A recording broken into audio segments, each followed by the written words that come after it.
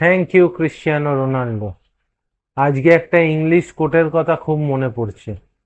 Don't Cry because it's over, smile because it happened. তোমার আগেও Portugal বিশ্বকাপ খেলতে এসেছিল, কিন্তু সেই পর্তুগালকে নিয়ে বিশ্ববাসীর স্বপ্ন ছিল না যে তারা বিশ্বকাপ জিততে পারে। সারা বিশ্বকে তুমি স্বপ্ন দেখতে শিখিয়েছিলে যে পর্তুগালের মতো দেশও বিশ্বকাপ জিততে পারে। আমার বাবা বা আমার পাড়ার অনেক বড়রা, তারা আর্জেন্টিনাকে সাপোর্ট করে, মারাদোনার খেলায় মুগ্ধ হয়। মারাদোনা আর্জেন্টিনার জন্য সেই লেগাসিটা ছেড়ে গেছিল। আর ঠিক তেমনি তুমি ক্রিশ্চিয়ানো রোনাল্ডো পর্তুগালের জন্য সেই লেগাসিটা ছেড়ে গেলে। পর্তুগালের অনেক সাপোর্টার সারা বিশ্বে তুমি ক্রিয়েট করেছো।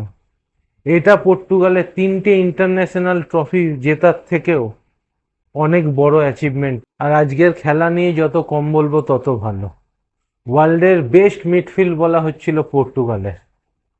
অ্যাসিস্ট, ইংলিশ প্রিমিয়ার লিগে অ্যাসিস্ট ব্রেকার ব্রুনো ফার্নান্ডেস, আর ওয়ার্ল্ডের বেস্ট মিডফিল্ডার ভিটিনিয়া, তাদের খুঁজে পাওয়া গেল না আজকের ম্যাচে।